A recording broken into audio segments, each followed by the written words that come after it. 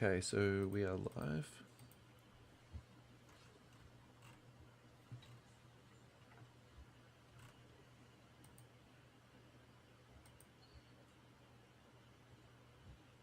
All right, great. We're live on Instagram.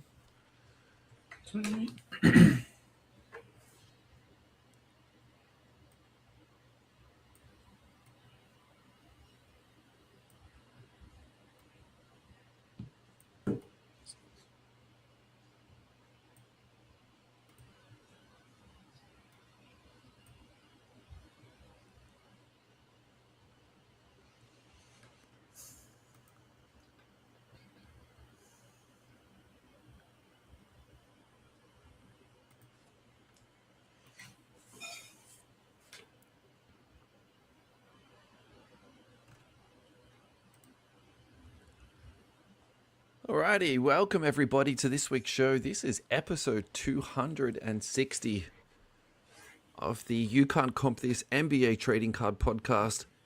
I am your host, Russell Gibson, and this week we've got Joe Denison in the hot seat. Joe, how are you today, mate? I'm good. Thank you for having me on. Long-time listener, first-time guest.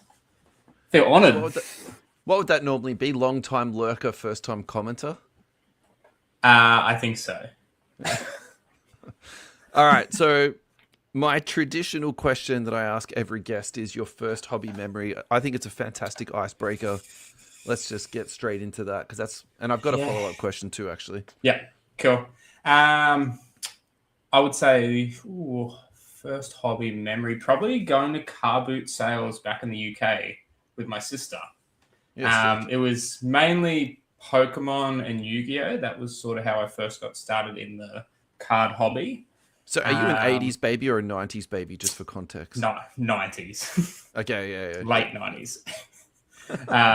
So, yeah, that would have been... Yeah, I still remember sort of just walking around, like trying to find... I was always a big fan of Blastoise, so... yeah, and then sort of got into more NRL, being like North Queensland in like sort of...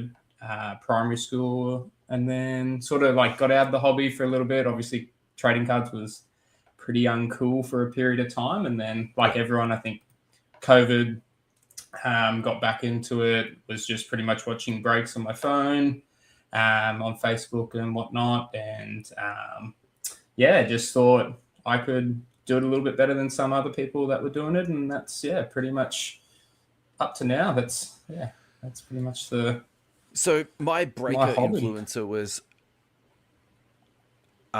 Beast and Big Breaks. Who is your influencer breaker? Like, who was the one that you used to watch and you were like, oh, I wouldn't mind giving this a dabble? There were some, like, I can't think of some of the small breakers earlier on. They were just like local Aussie ones that they were breaking products, but didn't really seem to have much knowledge about basketball and the products itself. Yeah. And then it was probably Aiden from Boxed Out was like the first one that I saw as like a professional breaker. Who was doing it well, yeah. Yeah, like doing it properly. So I can't think of probably like any other breakers I would have been watching at the time. I guess it was just everyone sort of local to the Aussie scene. Yeah. So this is a perfect time for you now to spruik your break group. Tell us all about that, and then we can move on from that, yeah? Yeah, so that pretty much just started end of 2021. Just sort of getting back into cards. Found some Prism fat packs in Kmart near home. Thought I'd just buy a ton of it, start selling it. Started sort of like, I guess, flipping packs, and then sort of got enough cash flow and thought breaking looks cool, could do it a little bit better. And then that was the sort of the start of JD Breaks. My girlfriend at the time wasn't too happy about it at the start. She didn't really know what it was. She wasn't that keen on me spending cash. To a regular person, it makes no sense. Value. Like, let's be honest. Like your girlfriend, it makes no sense. By the way, it's ridiculous. No sense. Now wife, but so she thought I was just going to lose a ton of money. Was worried about that. She wanted me to just be saving, and then yeah, and then it just pretty much started from there. It was it's still a pretty small group, but it's enjoyable. Some really good lads there. Got some really good friends from it. So yeah, it's definitely more casual than it is a full-time gig now. Yeah, definitely.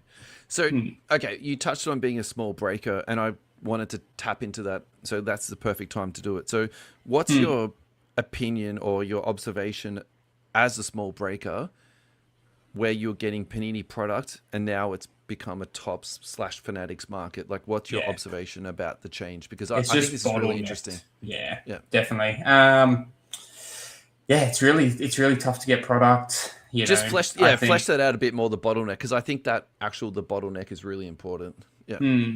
It seems to think that I seem to think, sorry, that they're sort of just sending product to a select few people, and then that's it. Even in Australia, there's only a few retailers that are actually getting Tops product in.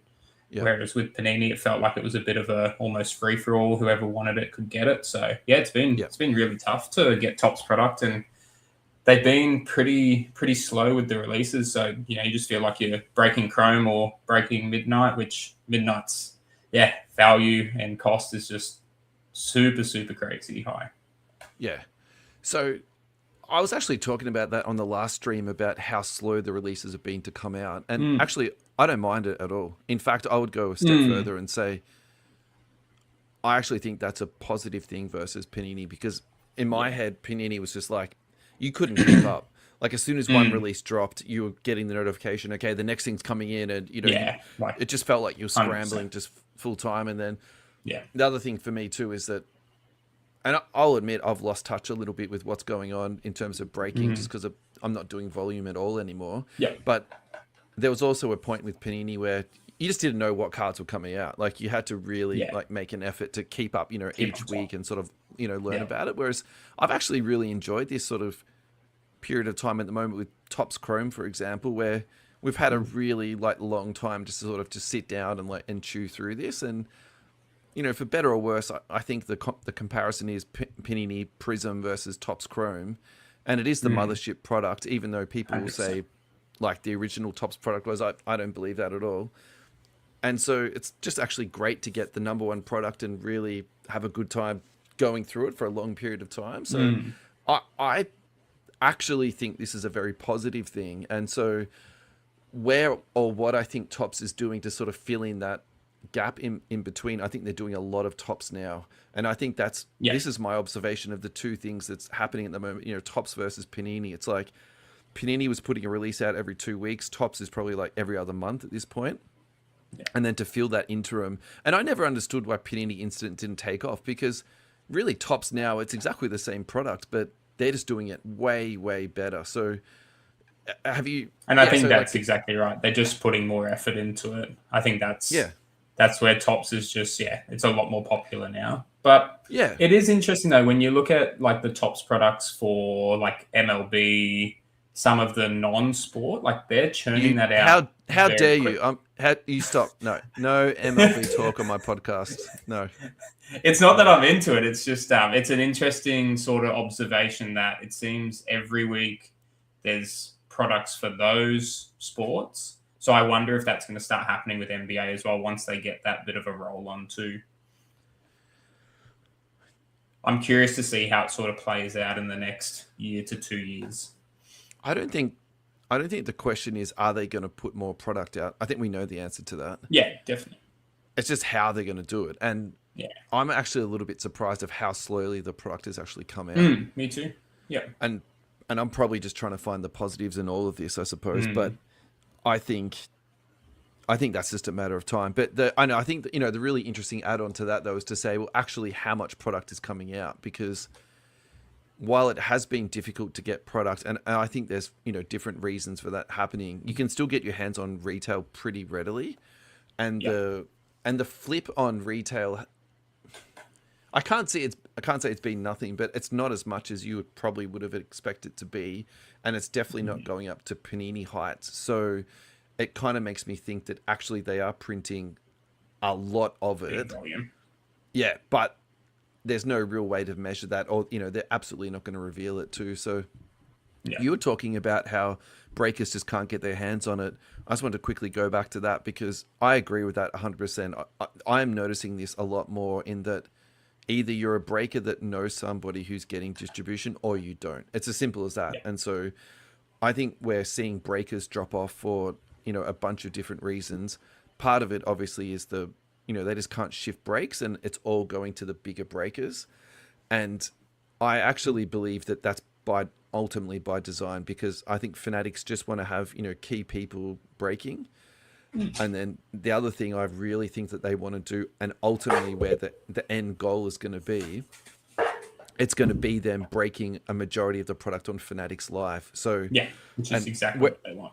Yeah, and like to take that a step further, so then it's going to be a huge like bidding war on eBay Live and whatnot, and whatnot's going public pretty soon. Yeah, interesting. I didn't know that. And I think whatnot's going to try and I think Fanatics is going to blow that up as best as they can, because we've seen them be hostile to many different companies in a pretty short period of time. I can't imagine them being any less hostile to whatnot or eBay or any other sort of something like that. So. And it is, I think, really. Yeah, sorry. No, you go. That's all right. I think it's really interesting, like definitely the increasing popularity of those sort of platforms as well. Obviously, eBay is trying to cash in on it as well. Obviously, whatnot have I don't think many people have super popular opinions about whatnot and all the scammers and whatever it is, but obviously that platform's becoming super, super popular. I think they've done a really good job of tapping into what people want. Yeah. And also a relatively good job with marketing it too, sort of presenting it as that anybody can become a whatnot breaker. You just have to put time and effort into it. And I think for people that are making content who want to make sales and they want to, be a wheeler and dealer for, lack of a better word, and by the way, I'm not saying that as a negative thing. I think we need all these different people in the hobby selling cards, moving cards. I think it's given them a really good opportunity. And also, too, if you think about the timing of it, I think realistically, Facebook was a very dominant force within the trading card community. But that's probably dropping off now as we're seeing like a generational and an age change. Like there's a group of people out there that don't have Facebook accounts. Yeah, true. Yeah. Right? It's crazy to think. Well, for us it is, because that was our bread and butter. And now this next generation of Facebook, what are you talking about? It's Whatnot Live. That's where it's all TikTok, whatnot. Yeah. Let's talk about hobby health. Where are you at with? How do you think everything's going so far with the takeover? Has it been good from your perspective? Does it need to be improved? What do you think about that? I think overall positive. Like you see, I guess it's the high end stuff definitely popping off. There's huge sales. It seems every week there's something's breaking the record now. So there's definitely good health in the hobby. Numbered rookie cards of like mid rookies are going for crazy numbers. I'm shocked to see that. Yeah. I think it happens every year. Like the new rookie class, everyone wants the hot, new product. It's plus the new mothership. Yeah, for sure. Yeah, and I think everyone's banking on. I think Topps Chrome almost being like the original Panini Prism, like that product where it's like, even the golds of number to 50. the lower to the number to 10 golds of Panini Prism of 2012, like they go for obscene numbers. So I feel like people are banking on Topps Chrome to be similar to that. But like looking at Cooper Flag's prices, like he's obviously been playing really well recently. And is very young too, by the way. Very, very young. Yeah. But I think we were saying something like, I think the Chrome PSA 10 was like well last over $1,000, $1,000, 1.8 thousand, 3,000, 2219 1612. So that's a straight line going up. But that is absurd. It just seems mind-boggling, especially with how much product's coming out. Like, I just wonder if we'll see sort of similar pop counts to the Wemby. Yeah, it's really hard. And so to take your point on that, he's not on card ladder yet. Well, he's Topps Chrome isn't anyway. And so, I mean, I don't want to be a conspiracy theorist on this, but there's no good reason he shouldn't be on card ladder like now? Yeah. Like, why isn't he there? So yeah, either there's huge numbers on it, or they've just been too lazy to get it up. But there's no reason it won't go to Wemby numbers. No, I think it will, and it just seems crazy to be spending $2,000+ on that sort of card. It just seems mind-boggling to me, but obviously that's what the hobby wants. And yeah, obviously when you're seeing those sort of sales, like the hobby is, it is alive and yeah, just going. Like it is in a really good place. I think, yeah, you're just seeing, I guess, transitions of where that money's going into. We talk about the smaller breakers sort of struggling, but then the high end and the high end sort of stuff is doing really, really well. So it's an interesting time. It just seems like there's been a big shift in the last probably 3 to 6 months now. Yes, transition. All right, so really quickly, let's just do a recap. What's been your positives of the changeover, and what's been your negatives, and then we'll go to our first break. I think it's always nice to have a bit of a freshen up. I think it's been really nice to see, just the Tops products, just something a little bit different. I think, like everyone said, though, you always miss what you can't have. So it's, I guess the negative is just missing out on some of those really nice Panini products. Like before the podcast tonight, I was sort of thinking about some of the favorite products that I sort of enjoyed to break with Panini, and I don't know if Tops will do as well. So that's probably my con with the takeover. But yeah, really keen to see how it all goes. You don't think, or you think they're not? I don't think they'll. I don't think they'll get to, like, with the case hits and the short prints that Panini were doing. I don't think Tops are gonna do as well. Okay. Happy to be proven wrong, but we'll.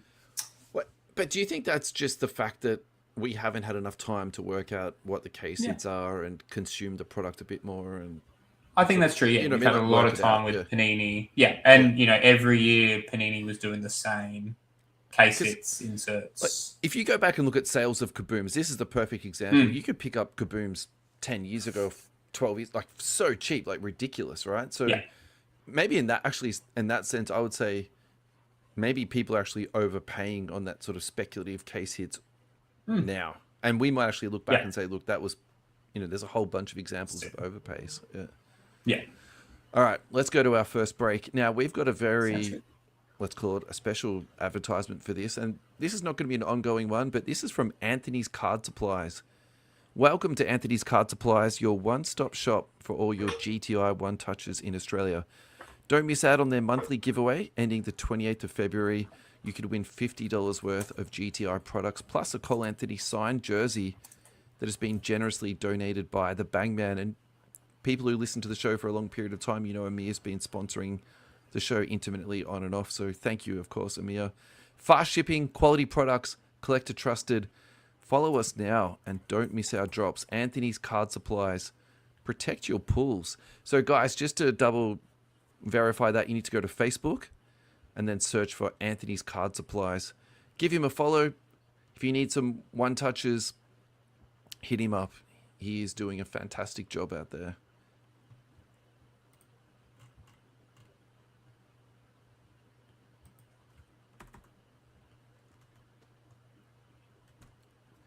Alrighty, we are back and we are still with Joe Denison. Joe, how are you traveling along so far? I'm good. Yeah, it's can't believe it's already nearly been 20 minutes. It's been enjoyable. It goes fast, doesn't it, man? Yeah. It does.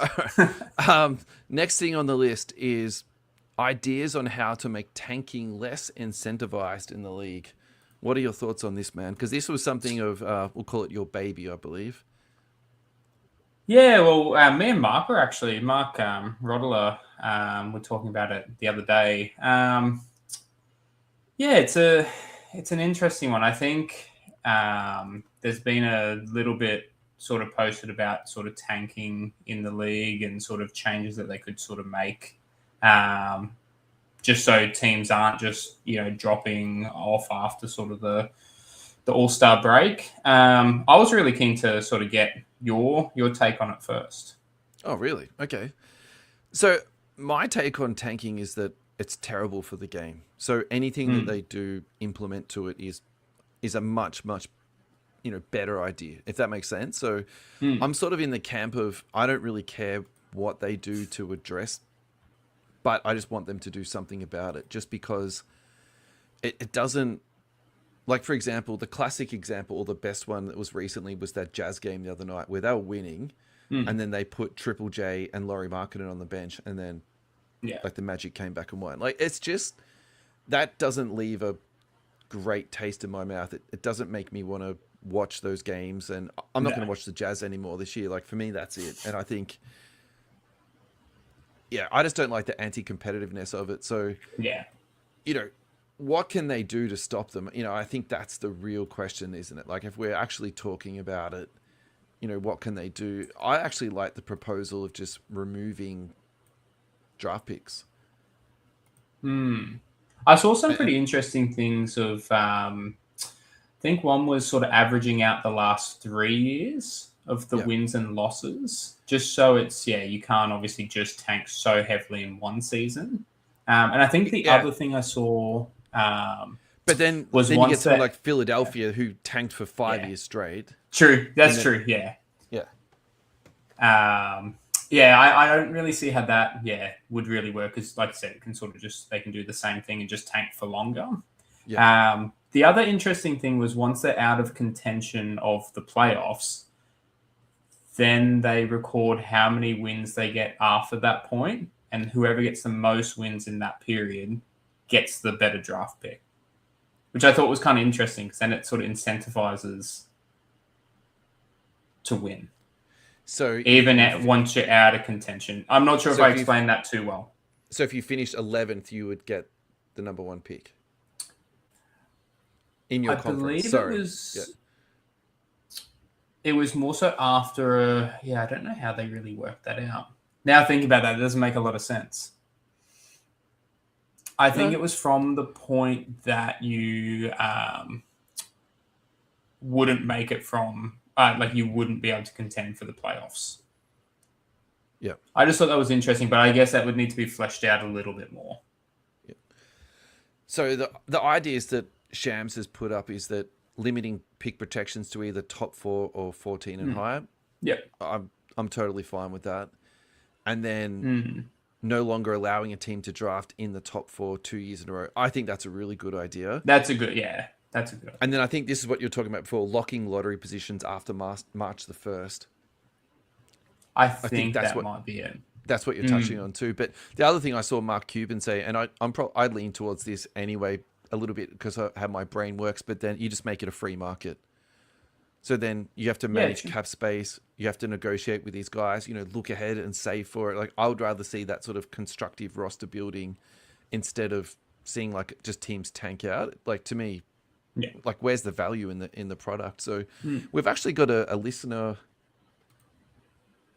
and it is from Kalman Collectables. They should have a play-in for the number one pick.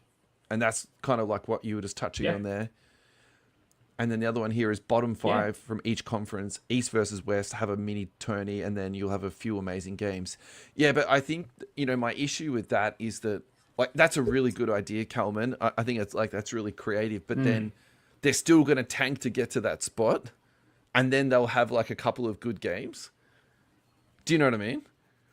Yeah.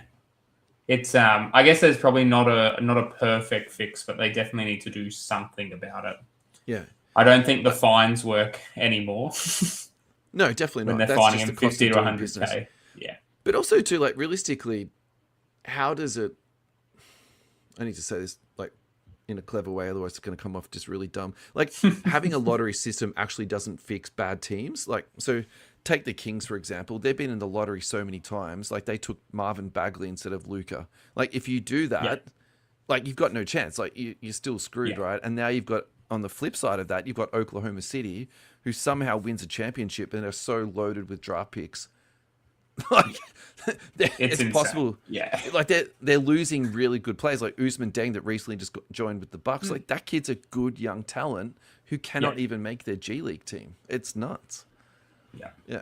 I'll give you the final thought on this because I thought this was your baby anyway. Yeah, I think I probably like that second point of, like, no longer allowing the teams to get a pick in the top 4 in consecutive years. That's probably, it makes the most sense just to have some sort of lock. But yeah, just thought it'd be interesting to talk about. And yeah, no, Kalman, that was good one, man. I think he had a really good idea as well. It makes it, there's that little bit of excitement, but there's some flaws with that as well. Yep. Predicted fall off of value for this rookie class cards. All right, so who have you got in mind for this? There was someone that posted a few weeks ago. I can't remember which card page it was on, but I think he hit it was a numbered Cooper flag, and I think the question was like, do I sell? Do I hold? And I feel like it's just that same sort of question every single year. Like, you hit Wemby, what do I do? Do I hold it? You know, we think he's going to be a generational talent. Is the value holding it, grading it, waiting a few years until, you know, they win MVP, championship, yada, yada, yada. Or do you sell? And okay. I can answer this. This is easy to talk about. All right. So my question to you is, though, do you want to talk about Cooper Flag, or do you want to talk about a couple of guys from the 2025 draft? I feel like Cooper's probably the easiest to talk about. Yeah, sure. I probably didn't have anything pulled up on sort of like on Con and Dylan Harper. Fine. I really haven't. Yeah. Let's do Cooper Flag. That's totally fine, and that's easy for me to do, right? Okay. So Cooper Flag, we ran this off really quickly in the first segment, but we'll do it again. So if we're talking about the Cooper Topps Chrome Refractor PSA 10, unfortunately not on Card Ladder. The last 6 sales are 1.8 thousand. And this is all USD, by the way. 3,000, 22, 191612. All right, so let's just get the obvious thing out of the way. It's volatile at the moment, but it's clearly going upwards. So the newest sale is the 1.8 thousand, and the oldest sale I could find was 1.2. So it's going up. So obviously there's some hype around that. I think once it gets to $3,000, like if you bought it for 1.2 and you flipped it for 3, well then congratulations, you've just, you've made your hobby life a lot easier. And so now you can roll it into something else. I'm going to stick with something I've probably said before, and I'm going to say it again. It's like, if you've got 3,000 USD, you need to sit down and go through a list of your top 10 cards ever that you want, and then either take that 3K and put it towards it, or do a trade and, trade up, or, sort of do something 100%. Like that. And on the flip side of it, if you're buying this to collect and you want to buy it for the long term and then put it away, we also might look back at this and say, well, 1.2K, actually that's nothing. That's a very reasonable purchase. And, I've done my research and, I've done well. So I really think it does depend on like where you're at, but I would definitely say, and I think you've already touched on this, is that there is rookie hype at the start. So you do need to really, be cognizant of that and sort of get your head around. And even with those, obviously sought after sets as well. But even, you look at Wemby, he had that huge spike. I think he was the same, like 2, maybe 3K USD when Prism first came out for a PSA 10, and then it just tanked. Obviously, his injury had a huge factor into that as well with that drop. But, you always see it that, first month, maybe first 3 months, there's huge hype. All the graded cards are coming back, and then it does that huge drop. And it's time and time again it does that. Look, I think if you're looking to flip cards, now is the right time to flip because he's liquid. Yeah. And people are, wanting to chase them. If this is something for your PC, you just put this away and, congrats for getting a silver PSA 10. But I'm going to die on this mountain. I really think that Jason Tatum is such a fantastic yardstick for where we're at in the league at the moment. So, he's injured. And I know that's influencing his price, and I'm not going to take that away. But if you actually look at his 2-year sales, he's realistically, it's been very, very steady. I think the other thing too you need to factor in with this guy is his age, the number of championships that he's won, the team that he's on. I think that team has actually done a fantastic job of retooling in his absence, and 100%. They've exceeded expectations. They've done well. That's right. They've done 3 really good things. I'm going to steal your point there. They've exceeded expectations, but they've decreased payroll, and they've also fixed up holes in their roster at the same time. And I think to do that and have Tatum coming back, that's, if Yeah. you're a Celtics fan, you're PCing Tatum, this is all very exciting. I would actually say this is one of the better buys in basketball at the moment. At $790, like, you can have 4 of these instead of 1 coupe at the moment, just about. It's just mind-boggling. It doesn't make sense. And if he comes back, there is some likelihood that he comes back before the end of the season, and the East isn't super strong. Like, really, you've got the Pistons, top seed. They haven't really won a big series yet. The Knicks, they haven't been as strong as they had been sort of the previous season. So it's really interesting for Tatum's prices if he can come back end of the season. I think he's already doing court-based drills and training. So yeah, he's reporting to the G League. Yeah, really. Yeah, interesting. Yeah. So it's going to be interesting for his prices. He's probably not going to have a huge spike, but like you said, he's definitely safe. Yeah. I think now is probably also a good time just to see if we can pull up a LeBron and then, directly comp it to that, because all right, this is a little bit tricky because obviously this is numbered to 300. Numbered. But that's fine. What's the Let's go. Chrome base doing? Would that be a better sort of comparison? Let's do this really quickly and then I'll do the Chrome base, right? Yeah. Okay. Yeah. So this is like my second point here. So you've got 3,000. Yes, this is a big difference, and it's been a minute since this card is sold, so this is not the perfect comp here. But you can take that 3,000 and put it towards a lower graded, and I would take the LeBron lower graded every day of the week versus a Cooper. I think if you're looking long term, the super interesting thing for me with LeBron at the moment is I actually think he's picking up steam. I think people are getting really interested in this guy. And okay, here we go. So you can get a base BGS 9 for $500. Yeah. So you could have 6 of those. PSA 10's 3,000. 1. Yeah. Population on that 600. Which is insane. So you get one of those for a coup. Yeah, so I think, okay, so to really succinctly answer your question, I think the Cooper Flags is for hardcore PC guys, for flippers, and for people that want to roll it into something bigger. So, yeah. Alrighty, thank you so much to Neon Trading Cards for your ongoing love and support. Head to neontradingcards.com where you'll find a huge array of breaks. Soccer, NBA, MLB, F1, AFL, NRL, WWE, and Marvel. Find Neon Trading Cards on Whatnot. Neon is the exclusive home of the Lucky Card Co. Repack products. That is an absolute mouthful, boys. Australia's leading multi-sport repack company. Neon is also a Tops and Fanatics direct breaking partner. This week on Neon's Whatnot platform, Neon have just launched their official second channel, Neon Trading Cards Plus. On the Plus channel, you'll have soccer, MLB, F1, AFL, NRL, WWE, UFC, and Marvel. So guys, what you need to do is go to Whatnot and search for Neon Trading Cards Plus. So if you think that you're not seeing as many breaks at the moment, that's the reason for that. But don't worry, the guys just had too much action for one platform. That's why they're opening up another channel. Meanwhile, the main Neon Whatnot channel will run NBA breaks and Lucky Card Co. repacks. Get in, get ripping, and don't miss out. Neon is where the action is at. Joe Denison, we are back. How are you doing? Doing well. I'm hanging in here. Are you keeping hydrated? Because at this point you probably need to. Yeah. Not water, unfortunately. Just a little bit of Pepsi Max. Pepsi Max, caffeine at this time of night, man. What are you doing? Yeah, terrible.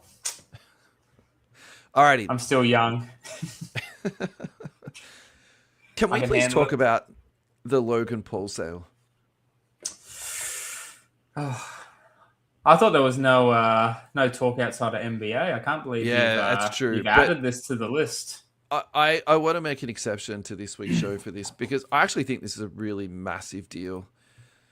I think it ties in really well with a few of the points that we sort of talked about with the live selling, where the state of the hobby is, I guess, as a whole with trading cards, sports cards as well. Yeah. I just don't like Logan Paul. It's terrible for the hobby. So him personally, but for people out there that do like him or don't know why don't you like him? What's the go with that? What's that? Sorry. Why don't you like Logan Sorry, just Paul? cut out a little bit. That's all right. Got to keep it PG. Just some of the stuff he's done in the past, like the crypto scams. You're going to Japan tomorrow. He's had a bit of controversy over there. Oh, at the suicide forest. Yeah. Yeah. So I just feel like he's not. I don't know. I don't think he's not a net positive for the hobby. Obviously, heaps of hype around that card, drew heaps of attention. Even I was talking to my boss at work who has no idea on Pokemon cards apart from her son loving it, and like she still knew something about it. Was absolutely shocked that a card could be worth that much, but it's shocking, 100%. Yeah. I think that one common theme for me about the Paul brothers is how good at marketing they are. Oh, 100%. Yeah. You can't take that away from them. No. Yeah. And I think that's what they're very good at, generating hype in. Like his brother's a professional boxer that can barely box. He's one of the highest paid athletes in the world. Yeah. It's insane. Yeah. You can't take the marketing away from him. No, you can't take that away from them and what they've achieved in that space. So I think, kudos to that. All right. So I'm going to reference a website that's called Yo Mama. So, take this for a grain of salt. But I sort of remember this to be relatively accurate, despite me not following this. All right. So this is going to be a little bit long, but I'll try and skim through it. In 2021, Logan Paul purchased the PSA 10 Pikachu Illustrator. And he acquired it for reportedly $5.275 million, which at the time was the most expensive card. The world records recognized it as the most expensive card. So I'm sure he, again, going back to that marketing thing, in 2022, so just a year later, he partnered with Liquid Marketplace to fractionalize the card. He sold 51% of the ownership in the card to investors for $2.6 million while retaining 49% himself. The idea behind that was to allow multiple investors to own shares of the card, or another way to say that is for him to take people's money essentially on a loan and not have to pay any interest for it. And then he could have done whatever he wanted with that money. In 23-24, reports circulated that Paul reacquired full ownership of the card through a restructuring of the deal. And I read that he kind of leaned into the T's and C's around how the website worked to pull that. Pull that deal off. Let's call it that. Details around the unwind liquidity options for the shareholders and investor outcomes have been debated online. There's a lot of reporting around people not being made whole. So he's taken possession back of the card, but then not paid people back for their fraction of the card, which I think is pretty pathetic. I think that's the only way you can really say that. And unsurprising. And his response to that was, well, it's not on me. It's to do with the shareholders. It's to do with the company. He never took responsibility for that. So I'm really hoping once he's made whole for this card, everybody else is made whole that is entitled to be. Do you know what I mean? I feel like if that doesn't happen. You would hope so. Yeah. And you feel like with that much attention, he would have to. But he's shown that behavior in the past not to be a stand-up guy. So we'll see. It'll be an interesting space to follow, at least. The saga has become a case study in celebrity-driven collectibles, fractionalized ownership models, illiquid alternative assets, and how hype cycles intersect with finance. And I think that's a really, good summary. The only thing I want to add to that is the live stream that Ken Golden did, because that was brilliant. And I think that the hobby space is a really, for lack of a better word, an interesting space to be in, because some people have money, some people don't have money, some people have $16 million to spend on a single card. Like it literally touches everybody. And I think at the end of the day, and I don't want to get too soppy about this, but I think most people that are in the hobby want to be part of the hobby. And what I mean by that is like, they want to be part of something. They want to get in touch with people. They want to feel like they're a part of something. And so I think breaking taps into that. I think it definitely, I think people like to go into breaks because of that. But this this program that he did, I think that is actually going to revolutionize everything that is about sports cards and sports card selling, because I think Whatnot have tapped into that a little bit already, but Ken Golden just put that on like testosterone and steroids and cocaine and everything at the same time. Do you know what I mean? And I would also say too that that's just the beginning. That's his, first or second stream at doing this. Imagine once he gets to this to be a well-oiled machine and it just goes off. Just takes off. Yeah, and I think what's really interesting. Did you see much about the first edition box that they broke as well, and how much? No, okay. But I'm really happy to talk about it, but I just want to say no, I didn't. And frankly, this was enough Pokemon for me for about 6 No, that's fair. That's fair. Like, it was probably more touching on the actual stream itself. So when they were selling the packs, they went for like an obscene amount of money, but they were allowed to do like a paid advertisement. So it's even going into like that. Yeah, a very interesting space. So who paid for the advertising? The person who paid for the pack. So you could buy one of the packs. When he opened it on the stream, he would then say your message. So you could advertise, your company. You could say something stupid. And it's just like a really interesting, So you could also then argue that is not just you opening a packet, you're also buying online advertising time. Yeah. And you might maybe you'll be able to get a receipt that just says advertising time on YouTube, and you might be able to tax deduct that. Yeah. I would say so. I'm sure a lot of people did it. Yeah. I'm just trying to put a common hat sense on, Well, I think the box sold for well over $1 million, and I think there's 36 packs. So I think it worked out to be like 30-something thousand a pack. So an expensive advertisement, but if you're getting that back on tax, you're oh, come on. And the chance of getting a Charizard. And so 100%. Whose box was it out of interest? Was it Ken Golden's? I'm not 100% sure. I did read something about Mr. Beast had something as well. That might be something slightly different. It might be with Whatnot. So I'm not sure if it was Logan Paul or Ken Golden's. Yeah. That's a good question. I'm not 100% sure there. But yeah, just a really interesting, I guess, parts of the breaking space, live sort of promoted by massive as well. names. Yeah. There was also a comedian in the last week or so from Australia that has got a heap of clicks. He bought some Topps product and has been opening that. And actually people have been messaging me saying, you need to get this guy onto your podcast and talk to him about it, basically. But here he is here. Jim Jeffries. It's the same thing. Oh, yeah. It's the same thing, but, obviously in a very, very different scale. But yeah, Logan Paul, Goldens. Look, I actually think I'm really keen to see where this goes in the future. And frankly, I'll tune into it. Yeah, definitely. It's fantastic entertainment. Yeah. Yeah. And if you already like those people too. Yeah, definitely. I'm probably not the biggest fan of Logan Paul. I can take or leave him. I think, but they could get different people to come on to do it, and I would definitely tune into it. Like, imagine if it was a comedian or a basketball player. Like, I mean, Iverson is selling himself to any bidder at this point in time, so Iverson would go on there for sure. Yeah. Well, I think he already did an eBay Live while he was in Australia. I'm surprised he actually made it there, but. Yeah. All right, we've got about 2 minutes, so why don't we talk about a Wemby Silver PSA 10 that's currently trading at $1,605. Population on that, just on the silver alone, is 4,900.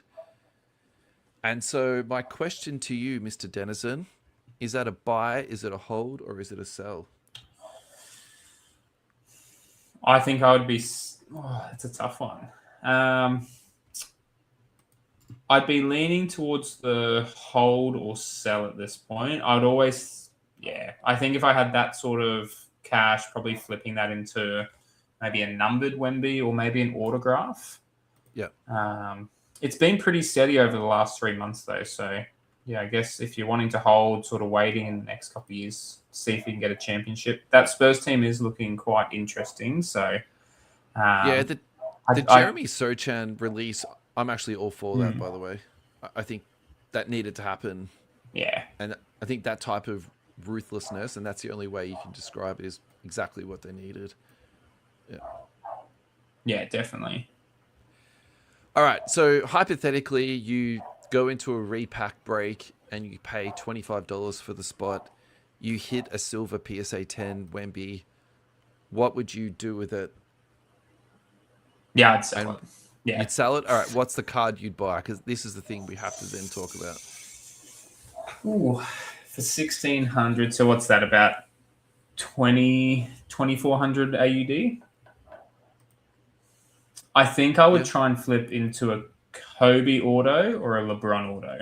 I think that's where I'd go with my money. Yeah. All right. Cool. So,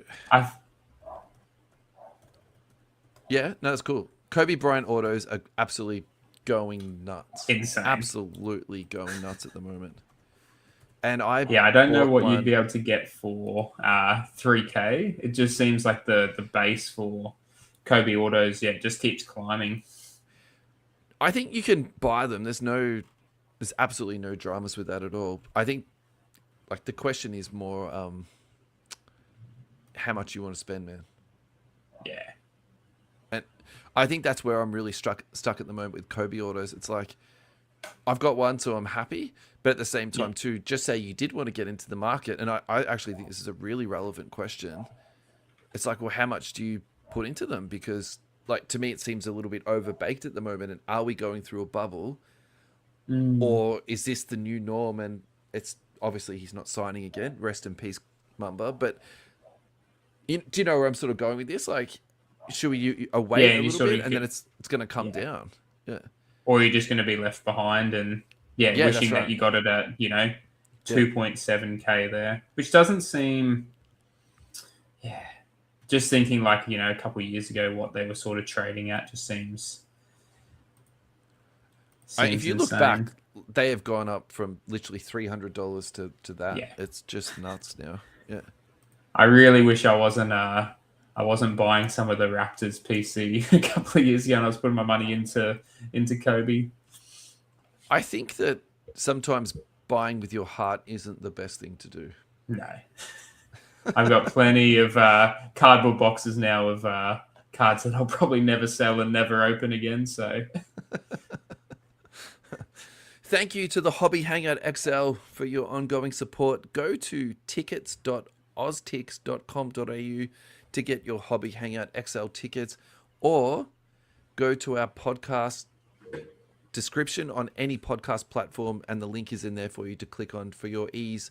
The pre-release allocation at $19.90 is completely exhausted. So now it's up to the first release price, which is $29.90. Get in and get your tickets, guys, because unfortunately the ticket pricing just keeps going up. If you're 12 years or under 12, I should read that correctly, admission is free, but you need to come with your mum or your dad. Doors open at 10:30 a.m. and close at 5:30. 400 different tables. International and national vendors, sports cards, NBA, NFL, MLB, AFL, NRL, soccer and more, Pokemon, Yu-Gi-Oh!, One Piece, MTG, entertainment cards, live breaks, trading zones, free play areas, panels, speakers, international guests and more. Sunday the 26th of April, 10:30 a.m. at the Royal Exhibition Building in Carlton. Make sure you put that into your diary right now. Card Sharky Marky. Shirts off, boys. It's Friday. Absolutely. Maybe off stream.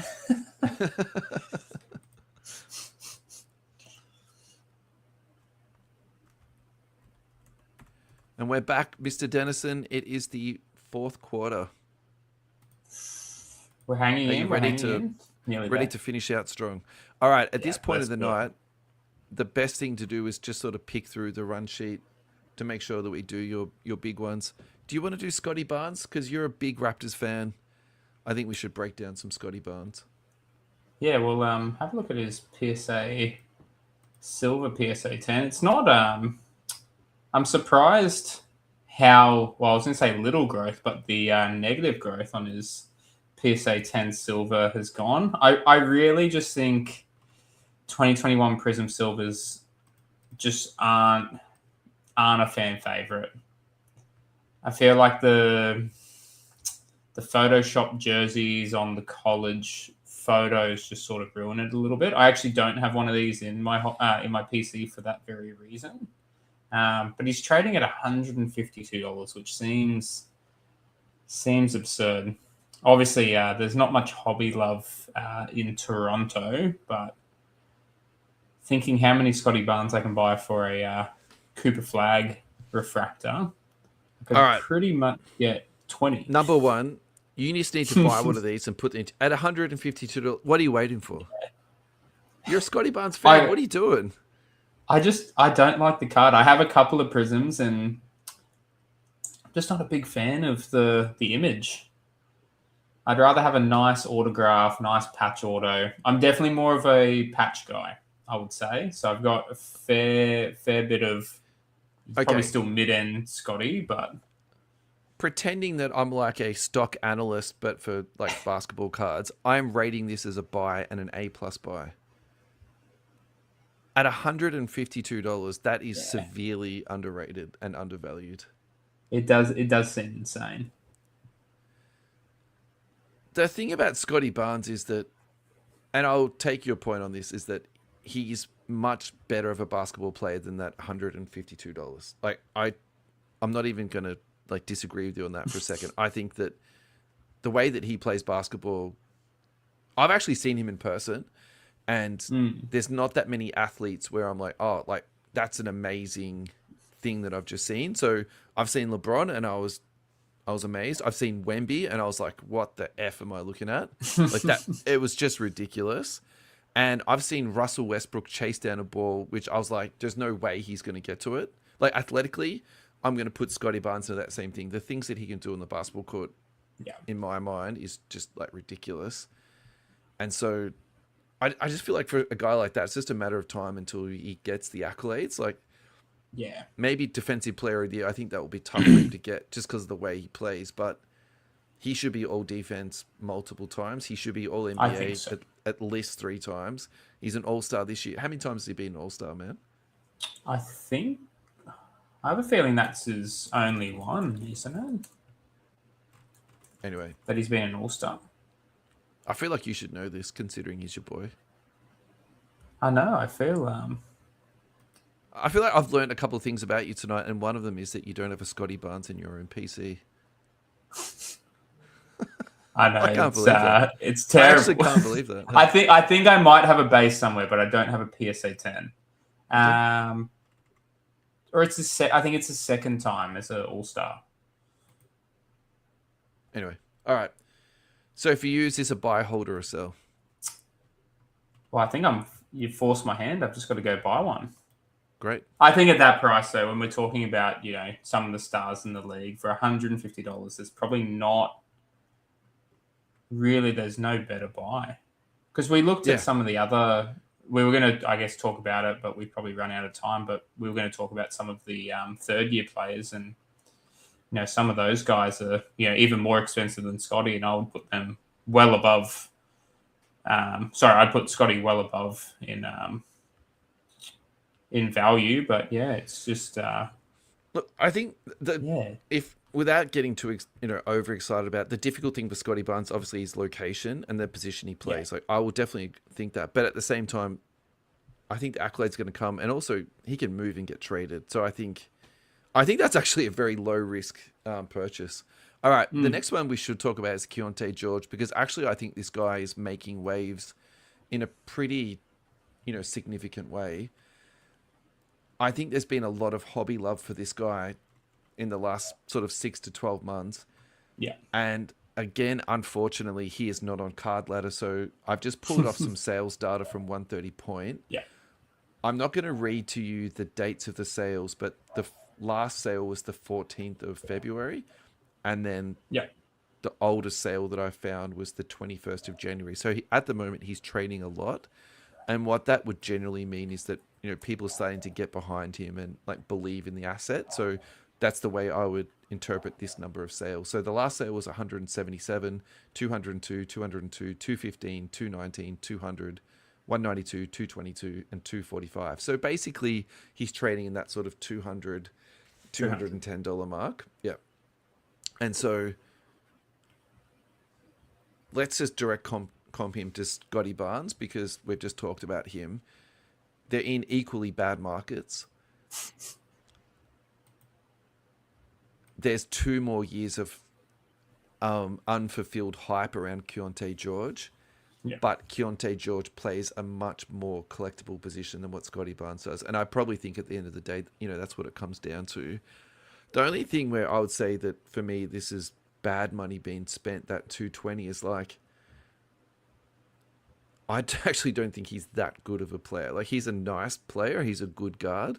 Yeah. But I think that is personally more about unfulfilled potential and, just sort of speculating on somebody and then people sort of jumping on board the train with it, because I don't think he's going to be the lead guard. If the Jazz are going to be good, he's not going to be their best player. They're going to be hoping for someone out of this. Like, they're clearly hoping for another fantastic, Cooper Flag level player. So that would dampen his hobby value right there. And then he's not that big. I think that's going to influence him. And then obviously the team. Like, do you know what I mean? Like, they're not going to be good for how many more years, man? Like 5 more years? So who knows? Yeah, that could even be too soon. Yeah. Where are you at with Keontae? I would be either holding or selling. I think he's been really good this season, but yeah, like you said, small market. Does he have really that much more potential? Where does he sort of go and fit into the Utah Jazz? And he's probably in that same boat as Scotty. Like, if he gets traded, maybe there's some movement there. But if he stays on the Jazz, I don't think he's going to be too relevant over the next sort of couple of seasons. Yeah. Some of his cards that were selling crazy. So this is a second example I've just pulled up. This is off eBay sale. PSA 10. This is from 2023 Deca. For people at home that don't know, Deca is basically the reprint of the original Prism. So this is exactly the same as the old design. I'm going to say the same thing. This is, for me, it's a lot. And it's a lot because traditionally Prism autos don't go for this much. Yeah. And so it's like 400 USD. Yeah. Yeah. It's really high. Yeah, that's a lot. And so, for that sort of price, I'm pretty sure you can get like a mid-tier Jokic auto, which when you put it into that sort of terms, it just seems, crazy high for a guy on.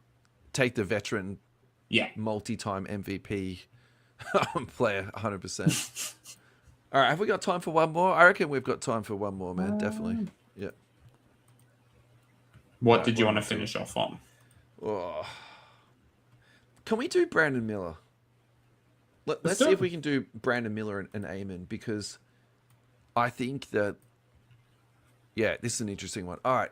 Thank the Lord that this guy is actually in Card Ladder. That is fantastic. I think the last two were, which was really nice. Brandon Miller, last sold for $187. Oh, my God. The population on this is 2,300. That's insane.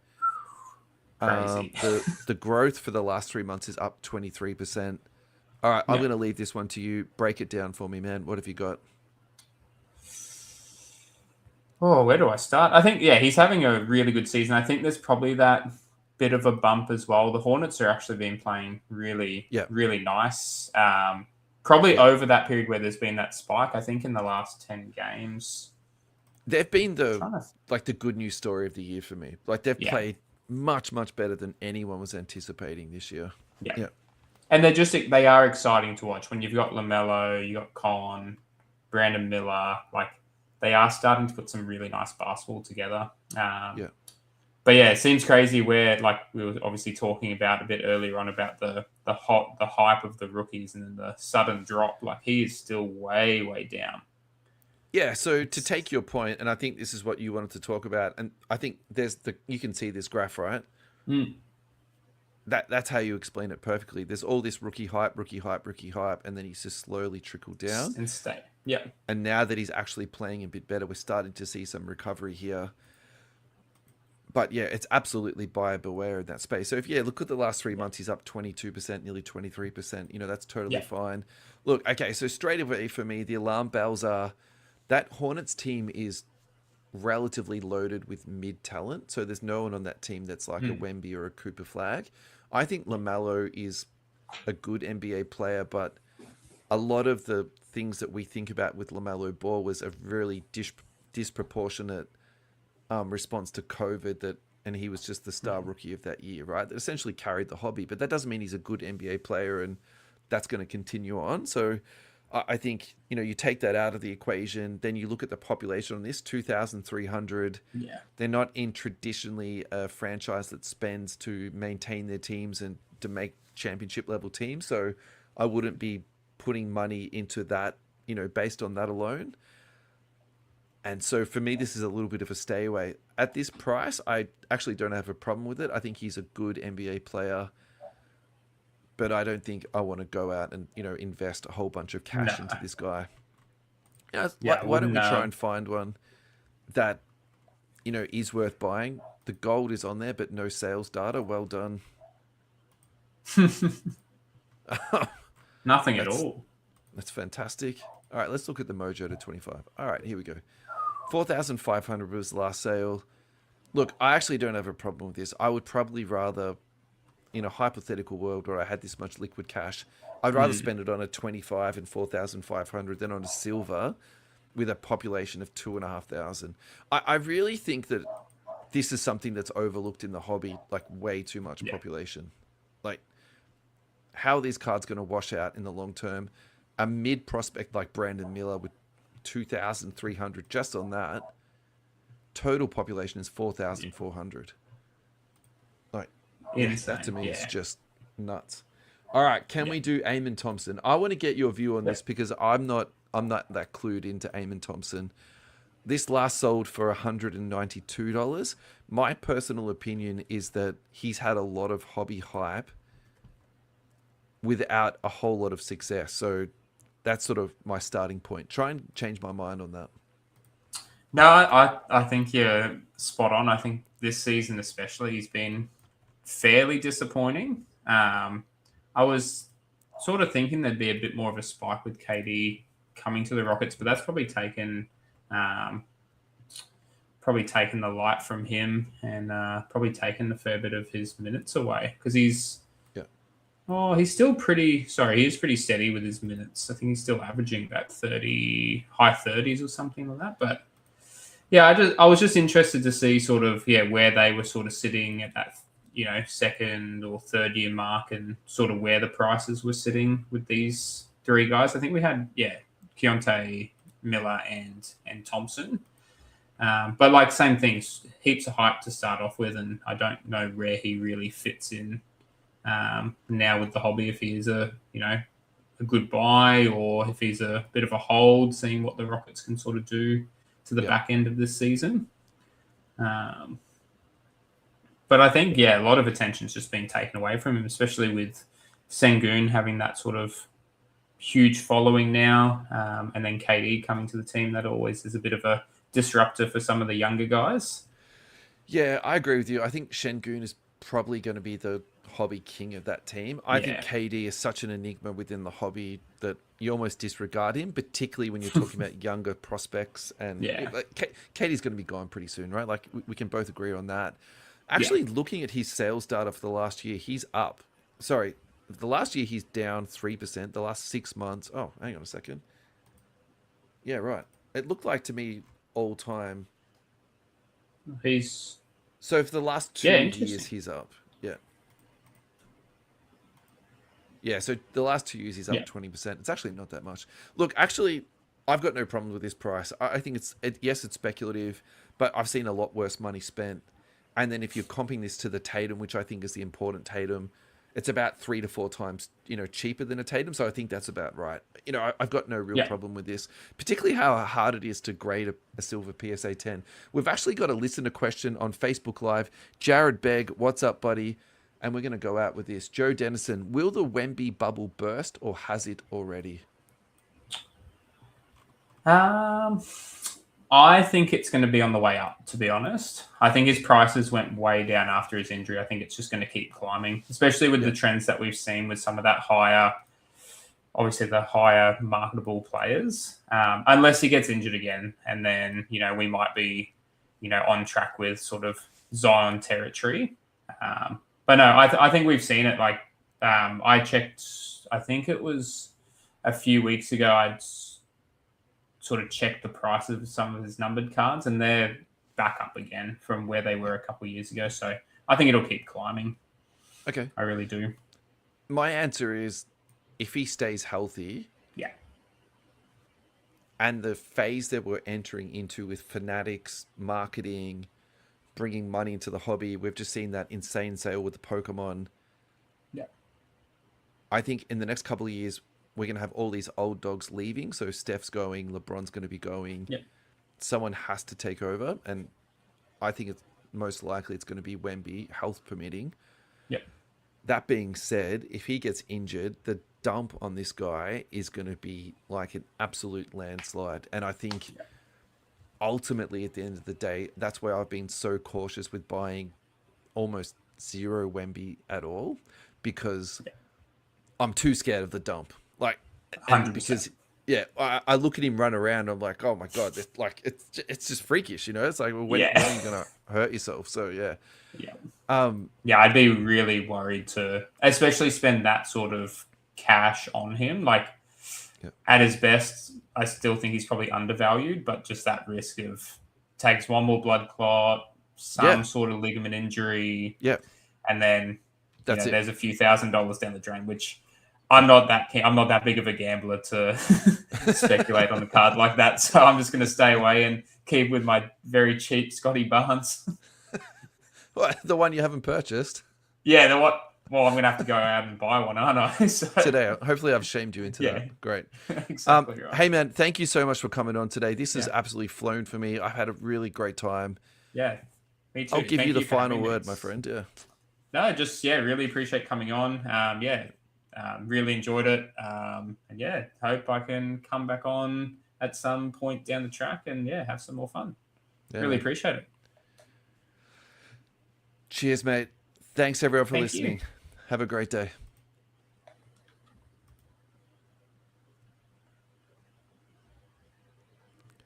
Card Sharky Marky, thanks, legend. Appreciate you, mate.